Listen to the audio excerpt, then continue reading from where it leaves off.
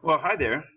In this particular video, I'm going to show you a new approach that we can take to understanding gravitational potential energy. And I think to appreciate the new approach, I want to describe what you probably know as the pretty traditional approach to using gravitational potential energy.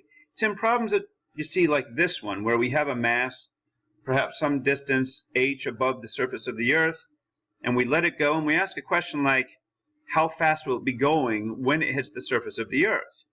And I'm not going to work through this problem, but a traditional approach says that this gravitational potential energy will turn into all kinetic energy down here once it lands, and we would just set the quantities equal to each other. So when it lands, it'll have kinetic energy, 1/2 mv squared, and when it starts, it has gravitational potential energy, mgh.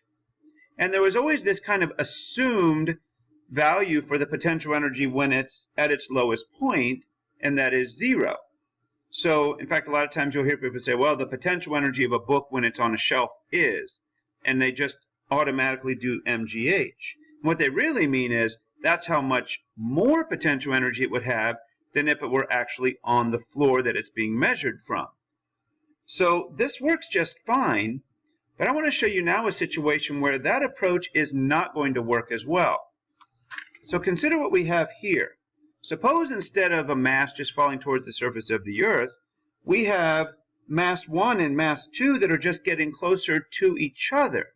So neither one of these has to be the Earth. Perhaps they're both really, really big planets. So whereas before we could say, well, when we're on the surface of the Earth, we're just going to define that as our zero potential energy place. Well, what are you going to do if you have two really big planets? Maybe the people on this planet want to call the surface of their planet potential energy of 0. But the people on this planet want to call it the surface that's potential energy of 0. How are you going to satisfy everybody? There's another problem in that we've sort of implied in doing this approach here that the value of little g is just a uniform value. On the surface of the Earth, we traditionally use 9.8 newtons per kilogram.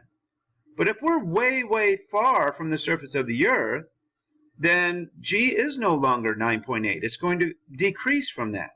Well, what happens here, where perhaps these planets are really, really far from each other, we could not name a value of little g for this planet that would work for all of these distances through which these could be separated. Because as they move a lot closer to each other, then they're going to have higher and higher little g numbers. So I think there's two good reasons here why we have to take a different approach. So I'm going to use the more formal definition of potential energy to try to derive an expression that works very, very nicely, but it has one little hang-up that students don't like. And there's no way around it. You're just going to have to learn to like it. And I'll show you what that is. You'll see by the time we're finished. So when I say a formal approach, I'm going to use our very definition of potential energy. When we define a potential energy change, it's always equivalent to the negative of the work done by a particular force. In this case, we're talking about gravity. So it's equal to the negative of the work done by gravity. So again, back to our traditional approach. When something is moving downward towards the surface of the Earth, gravity is, of course, pulling downwards, and the motion is also downwards. That means that the work done is a positive work. When those two directions match, that's positive work done. Positive work will lower the potential energy of the system. If we were to raise this up, make gravity do negative work, then we would be raising the potential energy of the system. So those two are always opposite in sign. The work done by the force and the change in the potential energy. But they're equal in their quantity. That's why we write this relationship this way. Well, now we're going to go to the formal definition of work. Work is defined as the force multiplied by the distance through which that force acts.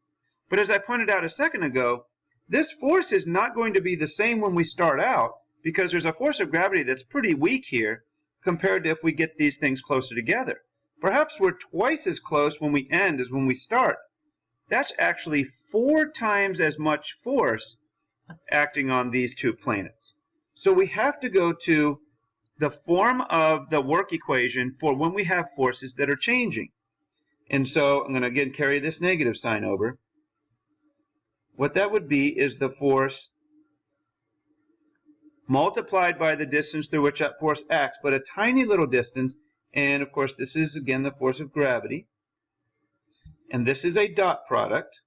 I'm going to kind of keep those directions in mind. So this is how we would calculate the force, the work done. And this starts at some initial position and ends at some final position. Now I'm going to kind of customize this for our situation here. So again, carry down the negative sign. I'm going to use these r's to describe the distances of separation.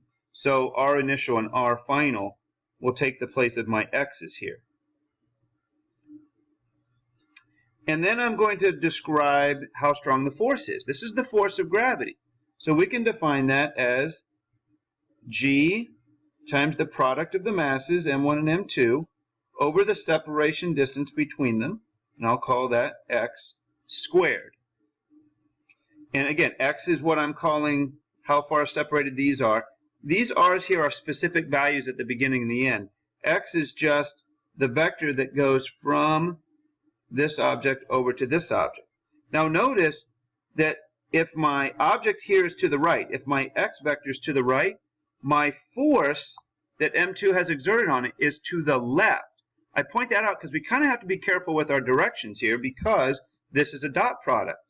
So I put a vector symbol over there, and I'm going to transform that into a negative sign because all that negative means is whatever direction your x is, that the force is the other direction.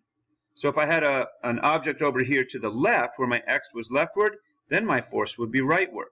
So that's the reason for the negative sign here. And then I just bring down my dx. So again, we're doing a little more formal calculus with signs and symbols that you might not be as comfortable with. I don't know if that you'd be expected to do this yourself, but hopefully you can at least follow along. Now, of course, I have some signs here that can cancel. So I'm just going to get rid of those. Makes it a little easier. And I'm going to pull out all of the things that are not variables here. The g, the m1, and the m2. Those are just constants, coefficients. We can pull those out. So I really have the integral of 1 over x squared dx, or sometimes called x to the negative 2 power. If you've learned your integral rules and you know your power rules, this is not a very difficult integral to take. It's actually, I think I'll write it down here as long as we have a little room. Just bring my coefficients down. The derivative of 1 over x squared is negative 1 over x. And now I evaluate it at my two limits. And I think I can squeeze this in here. Negative g m1 m2 times the quantity 1 over the final separation minus 1 over the initial separation. Move this over so you can see it. And so this is how we calculate the change in the potential energy when we have a situation such as this. All we need to know is what the two masses are, and see how both masses come into play here. And you might think, well, it used to be that only one mass was involved. But that's because the mass of the Earth was sort of wrapped into this value of little g. So both masses were being included in a form. So both masses, I have my gravitational constant, and then I just have my separation distances. I need to know the initial and the final, because remember what we're calculating here.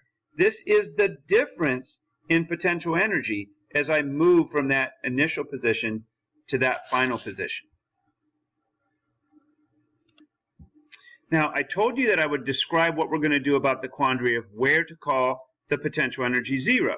Used to be typically the surface of the Earth, or just the lowest point on the Earth that our problem involved. But that doesn't work in this situation.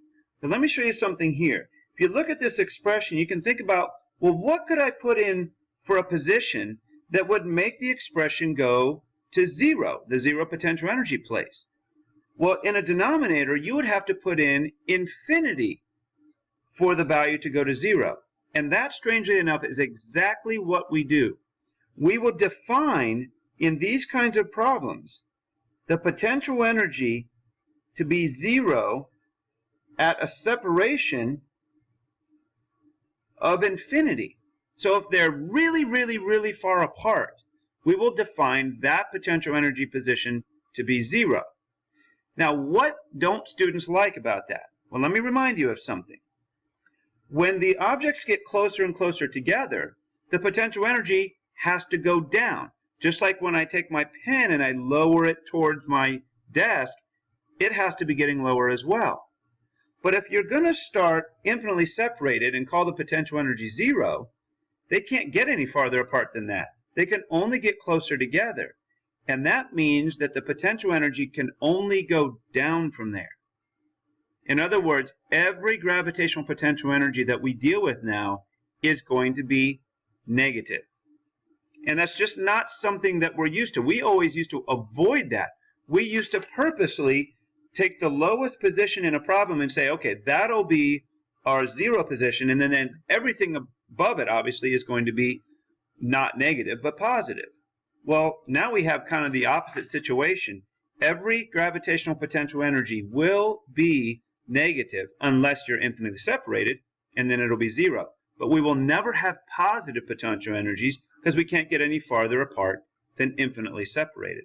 So it's kind of a weird scheme, but it's a scheme that works very, very well. And I'll show you in another video how we can do problems such as this. For example, if I have these two separated and I let go of them and I allow them to move closer like this, of course gravity would pull them together, I could find out how fast they'll be moving when they're separated like this. Or perhaps I'm going to let one crash into the other. I could find out what their collision speed is. So conservation of energy still is going to work. We're just going to get used to, or have to get used to, using negative gravitational potential energies in those expressions.